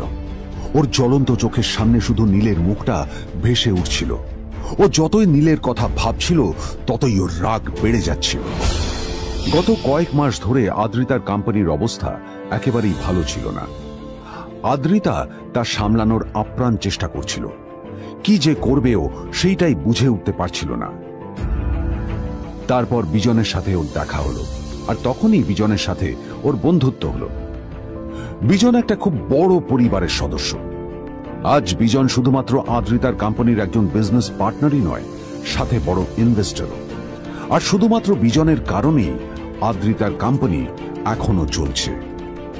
এই কোম্পানির সমস্ত লস বিজনই বহন করে এবং আদ্রিতারও ওকে তাই খুব প্রয়োজন। বিজনের সাথে বন্ধুত্ব করা আদ্রিতার পক্ষে সহজ কাজ ছিল না। অনেক কাঠখড় পুড়িয়ে আদ্রিতা ওর কাছাকাছি এসেছিল। সবকিছু ঠিকঠাকই চলছিল, সবকিছুই আদ্রিতার প্ল্যান অনুযায়ী হচ্ছিল, কিন্তু নীল আজ এসে সবকিছু নষ্ট করে দিল। কি দরকার ছিল বুঝতে পারছি না। কি দরকার ছিল নীলের বিজনকে এতগুলো কথা শোনানোর? এবার বিজন আমাকে টাকা দেবে কিনা সেটাও জানি না, আমার কোম্পানিতে ইনভেস্ট করতে চাইবে কিনা সেটাও বুঝতে পারছি না। কি করব?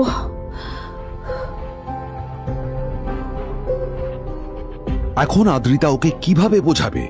ভুল করে যদি বিজন ওর টাকা ফেরত চায় তবে আদ্রিতার কোম্পানি সেন কর্পোরেশন খুব বড় সমস্যায় পড়ে যাবে। তারপর কি হবে? সেন পরিবারের দেখভাল কে করবে? এইসব ভাবতে ভাবতে আদ্রিতা নিজের উপরেও রেগে গেল। আসলে দোষটা ওর নিজেরই। আদ্রিতা কেন নীলকে ওদের মাঝে আনতে গেল? নীলকে অফিসে নিয়ে আসারই বা কি দরকার ছিল? আর যদি সে নীলকে সাথে করে না আনতো তাহলে বিজন এখন ওর সাথেই বসে থাকতো।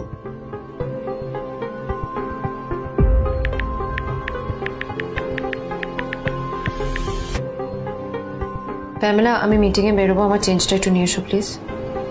Thank you. আর অন্যদিকে সেন কর্পোরেশনের অফিস থেকে বেরিয়ে নীলের খুব ফুরফুরে লাগছিল। তখনই হঠাৎ ওর ফোনটা বেজে উঠল। ফোনটা ছিল মিস্টার রায় চৌধুরীর।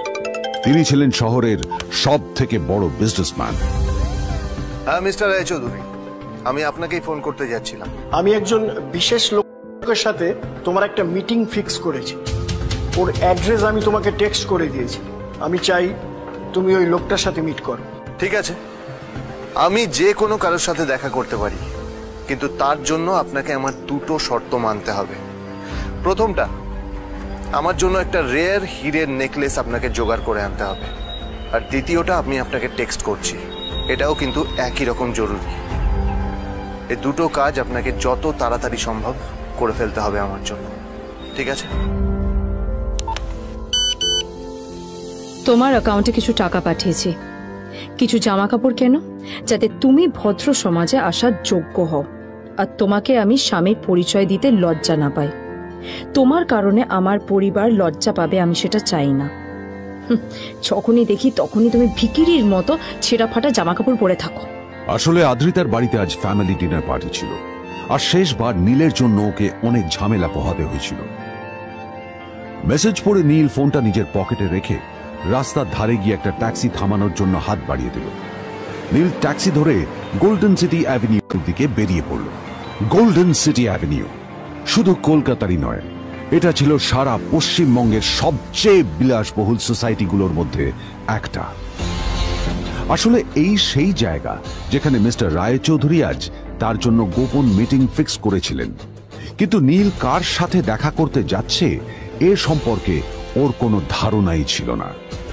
যখন নীল সেখানে পৌঁছলো, পুল ভিলার বাগানে বসে থাকা লোকটিকে দেখে রাগে নীলের রক্ত ফুটতে শুরু করলো। নীল ওখানে না দাঁড়িয়ে বেরিয়ে গেল। তখনই হঠাৎ একটা মেসেজ এলো। আসলে আজ আদ্রিতার ফ্যামিলি গ্যাদারিং এ যাওয়ার আগে নীলকে ওর হাই স্কুলের রিইউনিয়নেও যেতে হতো। গ্র্যাজুয়েশনের পর এত বছরে এই প্রথম নীল তার কোন কলেজ বা স্কুলের রিইউনিয়নে যাচ্ছে। এতগুলো বছরে নীল তার কোনো বন্ধুর সাথেই দেখা করেনি। নীলের তার পুরনো সহপাঠীদের কথা মনে পড়তে লাগলো, যাদের সাথে ও স্কুলে মজা করত। আজ আবার ওদের সকলের সাথে নীলের দেখা হবে।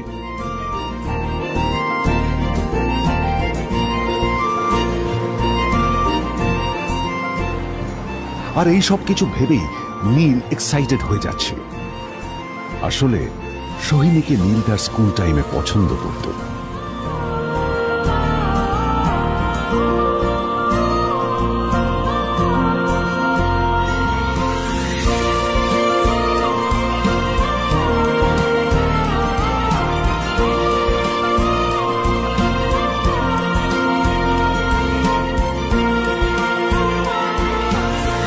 অন্যদিকে সেম কর্পোরেশনে ইনভেস্টরদের সঙ্গে আদ্রিতার মিটিং একেবারেই ভালো যায়নি।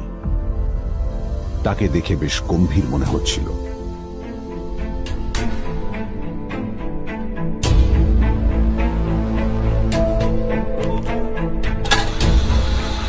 ভাই, পৃথিবীতে এমন লোক আছে, কি দেমাগ দেখলি? হ্যাঁ, কাজকর্ম তো কিছু করার নেই, আর কিছু করেও না। হ্যাঁ, শুধু চলে এসছে আমাদের ম্যাডামকে রাখাতে। এই 1 বছরে না কিচ্ছু বদলায়নি।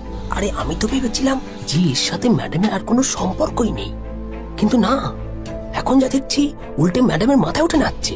আমার মাঝে মাঝে মনে হয় এদের দুজনের বিয়ে কিভাবে হলো। আর বিয়ে তো অনেক পরের কথা, 2 বছর হয়ে গেল এদের এখনো ডিভোর্স হলো না। হ্যাঁ, আমার তো ভাবলে কিরকম অবাক লাগছে। যা বলেছিস।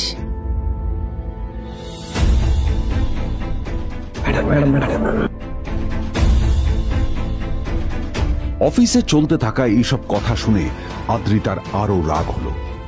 আদ্রিতা ক্যাবিনে যাওয়ার পরে রাগকে নিয়ন্ত্রণ করা ওর পক্ষে আরো কঠিন হয়ে গেল। ও তখন বুঝতেই পারছিল না যে ওর রাগ কিভাবে নিয়ন্ত্রণ করবে। আদ্রিতা এটাও ভাবছিল যে নীলের জন্য ওকে আর কত অপমানিত হতে হবে। এসব ভাবতে ভাবতেই আদ্রিতার চোখ গেল ওর বাবার ছবিটার দিকে।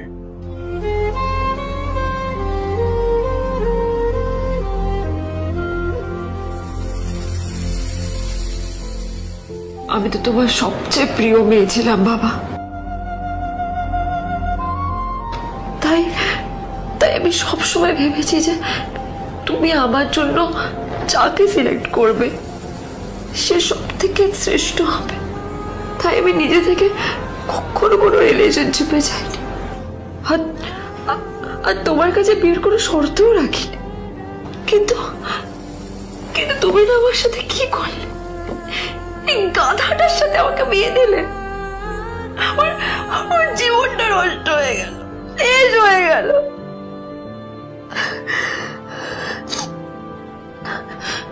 আমি যদি একটু জানতাম যে ও কিছু করে না, ঘর চাপাই হয়ে থাকবে, এইসব কাজকর্ম করে, তাহলে আমি কোনোদিনই বিয়েতে রাজি হতাম না বাবা, কোনোদিন না, কোনোদিন।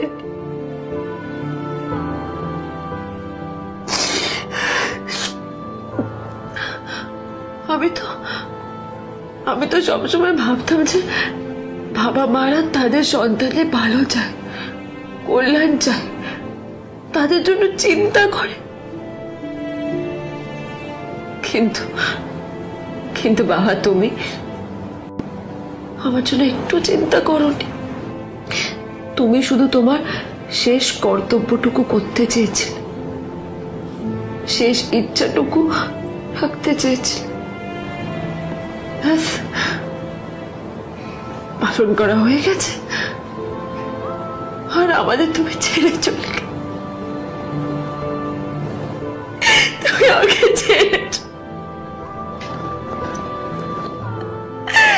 চলে গেলে। অন্যদিকে নীল রিইউনিয়ন পার্টির জন্য হোটেল প্রাইম স্টারের দিকে রওনা হলো। হোটেল প্রাইম স্টার ছিল শহরের সবচেয়ে দামি হোটেল। ওখানে শহরের সব বড় লোকেরা যাতায়াত করত। নীল যখনই তার পুরনো বাইকটা নিয়ে ওখানে পৌঁছলো, ওর পুরনো জামা কাপড়, পুরনো বাইক আর ওর পায়ে ছেঁড়া চপ্পল দেখে সিকিউরিটি গার্ড ওকে গেটের বাইরেই আটকে দিল। কোথায় যাচ্ছিস শালা ভিখিরি? না না দাদা, আপনি আমাকে ভুল বুঝছেন। আসলে আমাকে ইনভাইট করা হয়েছে, আমি এই হোটেলেই এসেছি। শালা মিথ্যে কথা বলার জায়গা পাস না? মিথ্যে কথা বলার আগে নিজের চেহারাটা তো দেখতিস। এটা একটা প্রাইম হোটেল, বুঝেছিস? এখানে সব শহরের বড় বড় লোকেরা তাদের বড় বড় গাড়ি নিয়ে আসে।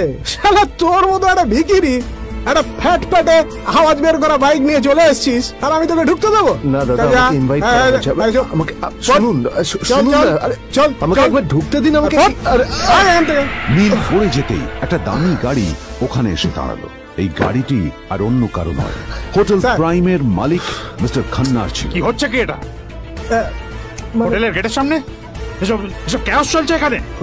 হোটেলের বদনাম হবে না এতে? স্যার দেখুন না, এই যে ভিখিরিটা হোটেলে ঢুকতে যাচ্ছে, আমি বারণ করছি, শুনছে না স্যার? Shut up! আপনি কি করতে আছেন? কে কি হচ্ছে দেখি দেখি কে? মিস্টার খান্না তার চশমা খুলে নীলের দিকে দেখলেন, আর ওনার মুখটা হাঁ হয়ে গেল।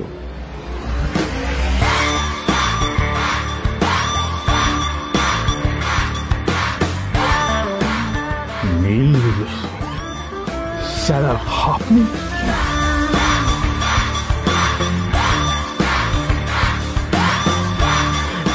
Extremely sorry sir. Sir sir আপনি একটা ইনফর্ম করেননি কেন আমাকে? আপনি আসবেন জানলে তো আমি নিজে রিসিভ করতে আসতাম আপনাকে। ঠিক আছে, আপনি ব্যস্ত হবেন না প্লিজ। জানোইনি কে? নিজের বসকে এভাবে একজন ভিখারিকে হাতে পায়ে ধরতে দেখে গার্ডটিও অবাক হয়ে গেল। আরে sir, sorry sir, extremely sorry, আপনি আমার সঙ্গে আসবেন। সরি স্যার, সরি, ভুল হয়ে গেছে স্যার। সালাম স্যার। নীল কি তবে সত্যিই একজন খুব